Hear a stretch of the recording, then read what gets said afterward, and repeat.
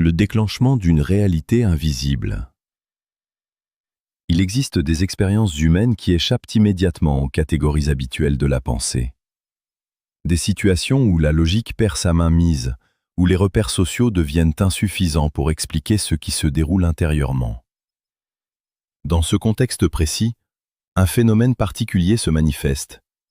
Un homme plus jeune que toi entre dans ton champ de perception, mais ce n'est pas son âge qui retient l'attention.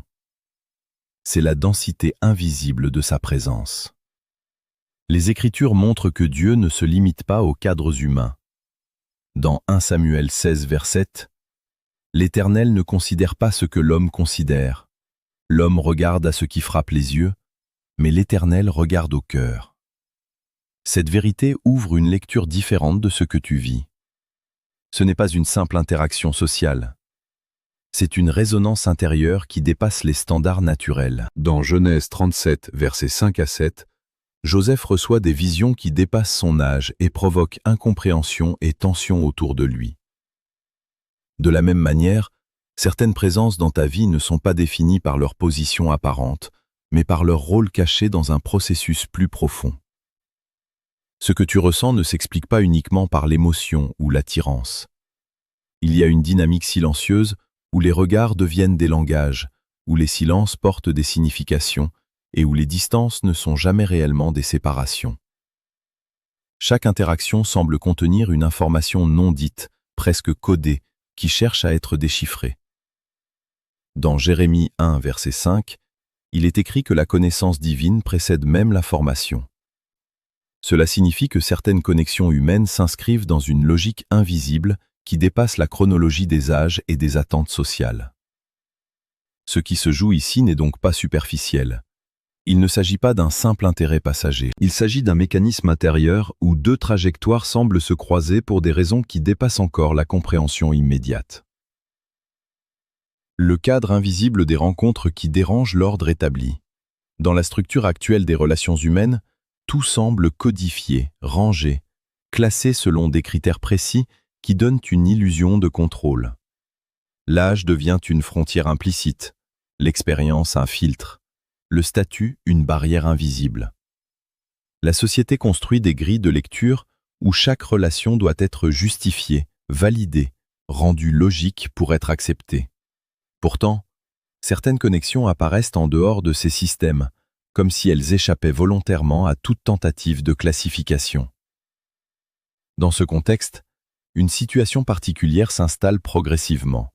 Un homme plus jeune que toi entre dans ton environnement, non pas de manière brutale ou évidente, mais par petites présences successives. Une conversation banale, un regard prolongé, une proximité discrète qui ne semble rien signifier au premier abord. Pourtant, au fil du temps, quelque chose commence à évoluer dans l'espace invisible entre vous. Il ne se comporte pas comme les autres. Il n'impose rien, ne force rien, mais il observe avec une intensité mesurée, presque retenue. Il s'approche sans franchir les limites visibles, comme s'il respectait une frontière qu'il ne comprend pas totalement lui-même. Et dans cette retenue, il y a une profondeur particulière, celle d'un ressenti qui ne trouve pas encore de forme verbale. Dans 1 Samuel 16, versets 11 à 13, David est choisi alors qu'il était encore ignoré dans les perceptions humaines ordinaires.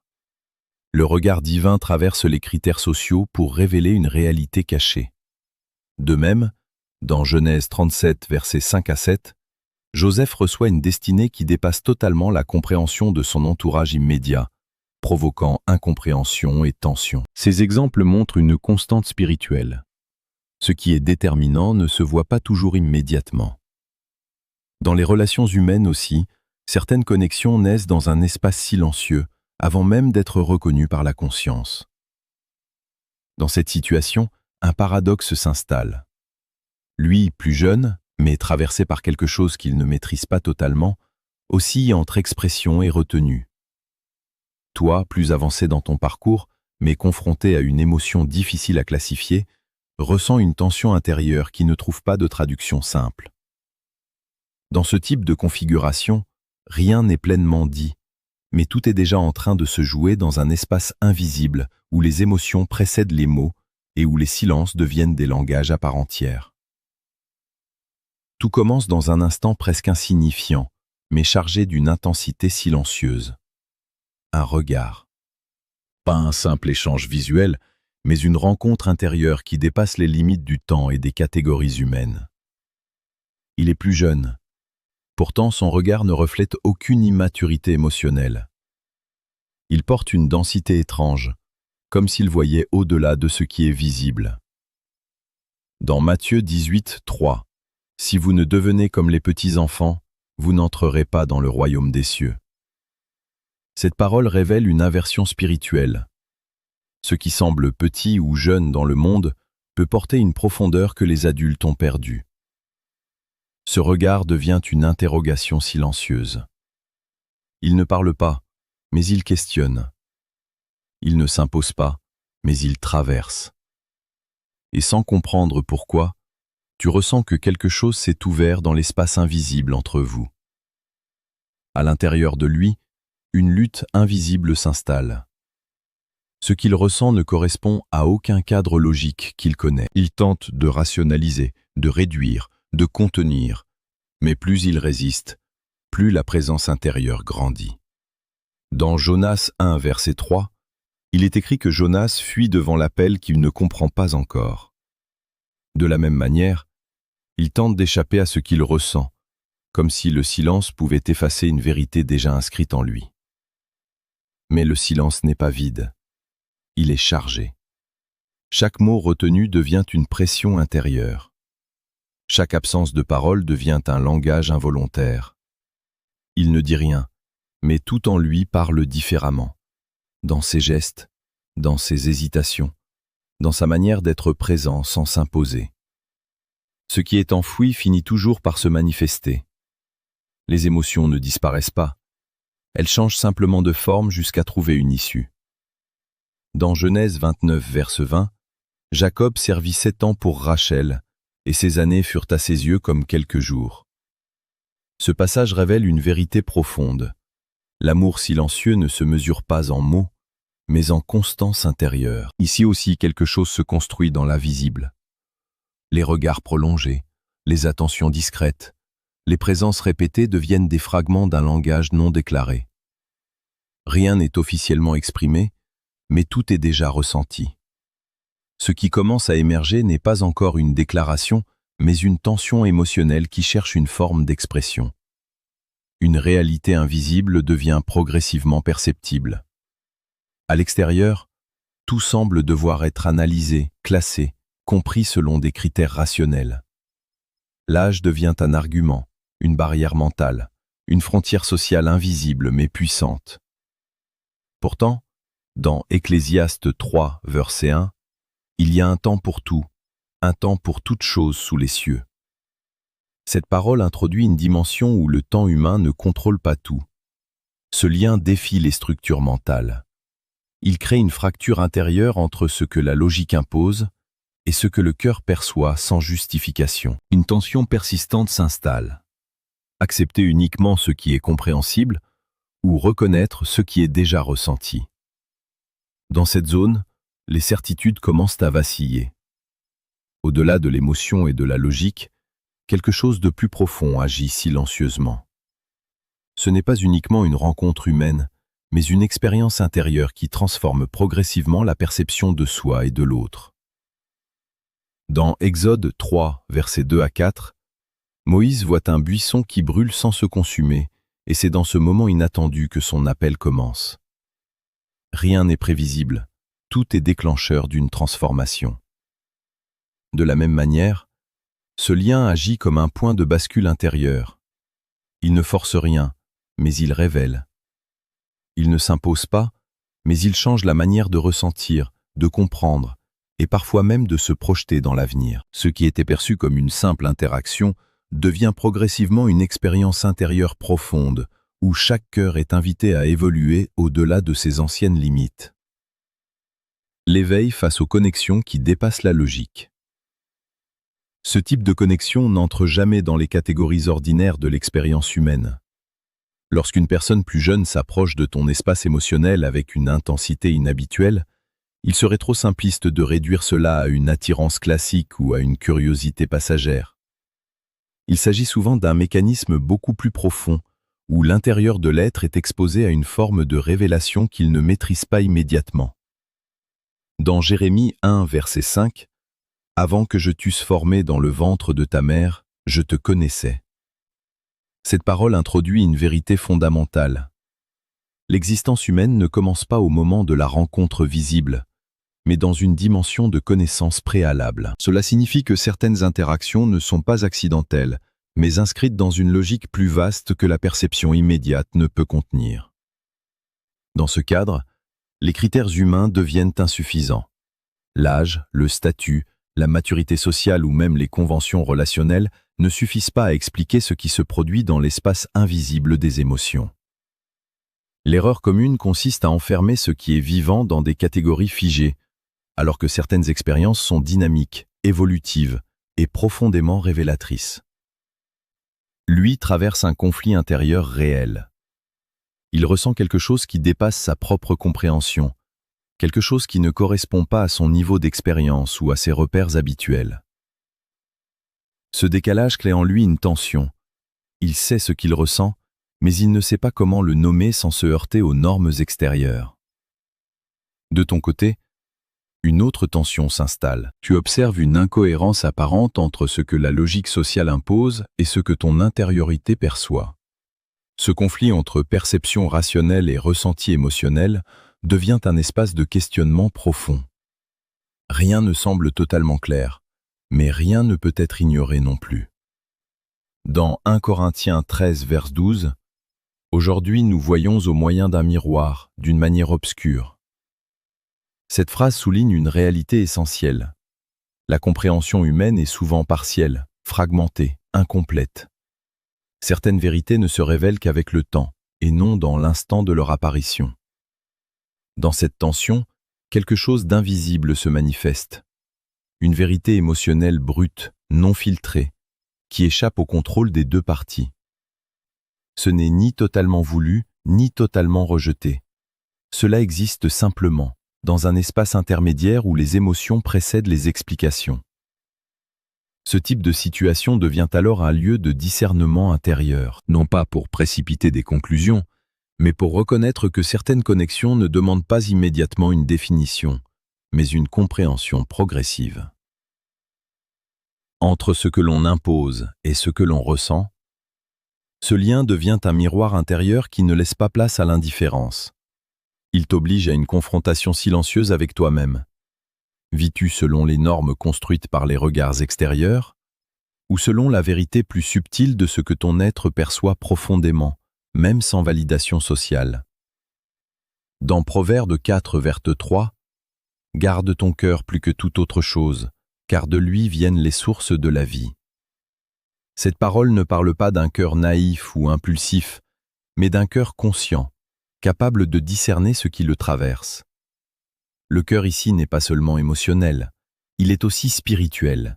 Il devient un lieu d'observation intérieure où se révèlent les dynamiques invisibles. Dans cette situation, il ne s'agit pas de céder à une impulsion ou de confondre intensité émotionnelle et direction de vie. Il s'agit plutôt de comprendre pourquoi certaines présences provoquent en toi une résonance particulière. Pourquoi un simple regard peut-il rester présent dans la mémoire plus longtemps que des paroles entières? Pourquoi une présence silencieuse peut-elle créer plus de mouvement intérieur qu'une interaction explicite? Dans Psaume 139, versets 23 à 24, « Sonde-moi, ô Dieu, et connais mon cœur. » Cette prière révèle une posture d'introspection profonde, où l'être accepte d'être éclairé de l'intérieur. Cela signifie que certaines expériences ne demandent pas une réaction immédiate, mais une exploration intérieure honnête. Parfois, les émotions agissent comme des signaux internes.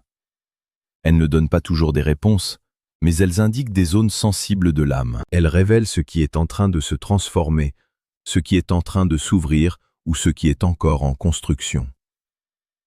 Ce regard qui te touche, cette présence qui semble persister dans ton esprit même en son absence, ne sont pas nécessairement des conclusions, mais des indices. Ils signalent quelque chose qui se déplace en toi, une perception nouvelle qui commence à émerger sans encore avoir de forme définitive. Dans Ecclésiaste 3, verset 11, « Il fait toute chose bonne en son temps. Il met aussi dans le cœur de l'homme la pensée de l'éternité. » Cela signifie que certaines expériences humaines portent en elles une profondeur qui dépasse l'instant présent. Ainsi, cette introspection devient un espace de discernement, non pas pour forcer une décision, mais pour observer avec sincérité ce que ce lien révèle en toi. Car parfois, ce que l'on ressent n'est pas une direction immédiate, mais un processus intérieur qui cherche à l'âge ne limite pas l'appel ni la direction divine. Dans toute l'histoire biblique, un principe revient avec une constance frappante.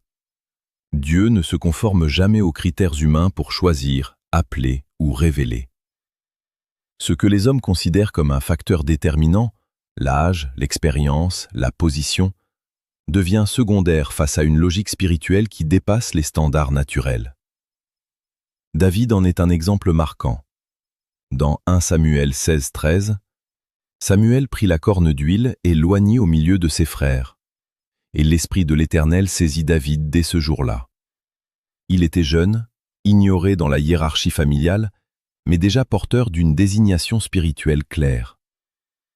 Ce récit montre que la perception humaine peut exclure ce que la vision divine a déjà validé. Samuel aussi illustre cette dynamique. Dans 1 Samuel 3-10, il entend la voix de Dieu alors qu'il est encore un enfant. Il ne possède ni maturité sociale reconnue, ni statut religieux avancé. Pourtant, il devient un canal de révélation. Cela démontre que la profondeur spirituelle ne dépend pas du développement humain visible. Marie, dans Luc 1, 28-30, reçoit une parole qui bouleverse totalement sa compréhension de la réalité. Elle est choisie pour une mission qui dépasse son cadre personnel et social. Face à cette annonce, elle ne comprend pas immédiatement, mais elle entre dans un processus de discernement et d'acceptation progressive. Même Jésus, dans Luc 2, 46-49, est retrouvé parmi les docteurs de la loi, étonnant les sages par sa compréhension alors qu'il est encore jeune. Cela révèle une vérité essentielle. La sagesse ne suit pas toujours la progression attendue par les structures humaines. Dans chacun de ces cas, une constante apparaît. L'âge n'a jamais été une limite pour l'expression d'un appel, d'une mission ou d'une révélation. Ce qui est déterminant n'est pas le cadre extérieur, mais la réalité intérieure que Dieu dépose. Dans Genèse 37, versets 5-7, Joseph reçoit des rêves qui dépassent son environnement immédiat, provoquant incompréhension et tension. Pourtant, ces visions contiennent déjà une trajectoire définie. Ces exemples montrent que les connexions humaines elles-mêmes peuvent parfois refléter des dynamiques similaires. Des interactions qui semblent déséquilibrées selon les standards sociaux, mais qui portent en elles une signification plus profonde, encore en cours de révélation. Ainsi, l'Écriture ne présente pas l'âge comme une barrière spirituelle, mais comme un paramètre secondaire face à des processus plus vastes où Dieu agit au-delà des perceptions humaines immédiates. Dans ce type de situation, l'enjeu ne réside pas uniquement dans ce qui est ressenti, mais dans la manière dont cela est interprété, traité et orienté intérieurement. Ignorer totalement ce lien peut conduire à une forme de confusion silencieuse, où l'émotion non comprise continue d'agir en arrière-plan sans jamais être reconnue. Ce qui n'est pas discerné ne disparaît pas forcément, il s'accumule dans l'invisible et influence progressivement les perceptions. Dans Jacques 1, 14-15, il est écrit que chaque désir peut évoluer et produire des conséquences lorsqu'il n'est pas correctement compris. Cela ne signifie pas que toute émotion est dangereuse, mais une émotion non discernée peut devenir source de désordre intérieur. Dans ce contexte, l'absence de compréhension claire peut créer une tension prolongée entre ce que l'on ressent et ce que l'on choisit d'ignorer. Cependant, l'excès inverse existe aussi. Suranalyser ce type de connexion, vouloir immédiatement tout classer, tout définir, tout contrôler intellectuellement, peut produire un effet de blocage. Ce qui est vivant devient figé sous le poids de la réflexion excessive. Ce qui devait être observé devient immédiatement jugé et parfois rejeté avant même d'avoir été compris. Dans Proverbe 3, versets 5-6, « Ne t'appuie pas sur ta propre intelligence, mais confie-toi en l'Éternel. Ce passage rappelle que la compréhension humaine est limitée lorsqu'elle cherche à tout résoudre sans discernement progressif.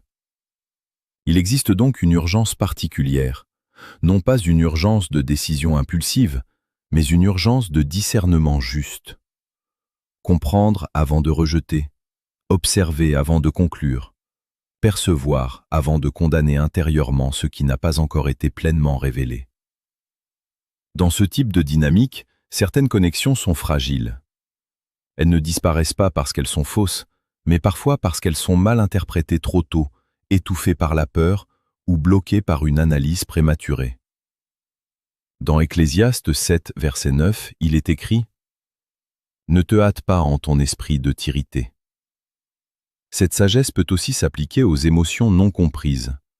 La précipitation intérieure peut fermer des portes qui étaient en train de s'ouvrir lentement. Ainsi, la conséquence la plus importante n'est pas l'existence du lien lui-même, mais la manière dont il est traité intérieurement.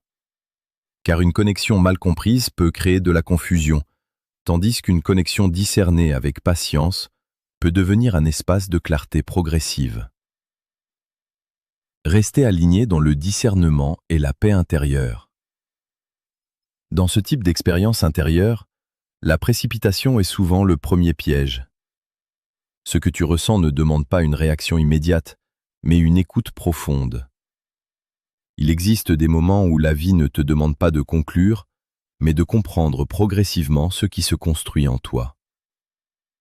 Dans Philippiens 4, verset 7, « Et la paix de Dieu, qui surpasse toute intelligence, gardera vos cœurs et vos pensées. » Cette paix devient ici un repère essentiel. Elle ne naît pas dans la confusion ni dans la surcharge mentale, mais dans une posture d'observation calme et lucide. Observe ce lien sans le forcer dans une définition rapide. Discerne ce qu'il réveille en toi sans le transformer immédiatement en décision définitive. Certaines expériences ne sont pas faites pour être résolues dans l'instant, mais pour être traversées avec maturité intérieure. Dans Proverbe 14, vers 29, « Celui qui est lent à la colère a une grande intelligence. » Cette sagesse s'applique aussi aux émotions. Être lent à conclure, lent à juger, mais attentif à ce qui se révèle progressivement. Si ce message entre en résonance avec ton expérience intérieure, prends le temps de t'abonner afin de rester connecté à d'autres réflexions profondes et révélations qui éclairent les zones invisibles de l'âme. Exprime dans un commentaire non pas une réaction impulsive, mais une posture de compréhension. Ce que tu choisis d'accueillir, ce que tu décides de discerner plutôt que de rejeter trop vite dans les situations qui te dépassent encore. Partage ce message à une personne qui traverse une confusion émotionnelle, quelqu'un qui a besoin de retrouver un espace de clarté au milieu de ses pensées. Et surtout, entre dans une posture de calme intérieur, car certaines vérités ne se révèlent pas dans le bruit des émotions, mais dans la stabilité de ceux qui choisissent d'écouter avant de conclure. Ce que tu traverses ne peut pas être réduit à une simple différence d'âge ou à une lecture superficielle des émotions humaines. Il s'agit d'une expérience intérieure qui vient interroger tes certitudes, déplacer tes repères et ouvrir en toi une compréhension plus profonde de ce que signifie ressentir, discerner et être touché au-delà de la logique apparente. Dans 2 Corinthiens 4, 18, « Les choses visibles sont passagères et les invisibles sont éternelles. » Cette vérité rappelle que ce qui agit le plus profondément dans une vie n'est pas toujours ce qui est immédiatement perceptible. Certaines réalités se construisent dans l'invisible avant de devenir compréhensibles. Rien de ce que tu ressens n'est totalement extérieur à ton parcours intérieur. Même ce qui semble contradictoire ou incompris participe à un mouvement plus vaste où ton cœur apprend à distinguer, à écouter et à grandir dans le discernement. Reste attentif à cette voix intérieure qui ne parle pas toujours fort, mais qui guide avec précision dans le silence. Car souvent, ce ne sont pas les événements bruyants qui transforment une vie, mais les vérités discrètes qui s'impriment lentement dans l'âme. Dans Ésaïe 30, verset 21, « Tes oreilles entendront derrière toi une voix qui dira « Voici le chemin, marche-y ». Cette direction ne s'impose pas, elle se révèle à ceux qui prennent le temps de l'écouter. Ce message t'invite à ne pas rejeter trop vite ce que tu ne comprends pas encore. à ne pas forcer des conclusions là où une compréhension progressive est en train de naître, et surtout, à reconnaître que certaines connexions, même silencieuses, peuvent devenir des points de transformation intérieure. Si ce message résonne en toi, prends un moment pour t'abonner afin de rester connecté à ces révélations profondes qui éclairent les zones invisibles de la vie. Partage-le à quelqu'un qui traverse une confusion intérieure et laisse en commentaire ce que tu choisis de comprendre avant de juger dans les situations que tu ne maîtrises pas encore. Car parfois, les véritables réponses ne viennent pas dans le bruit, mais dans la profondeur de ce qui reste quand tout se tait.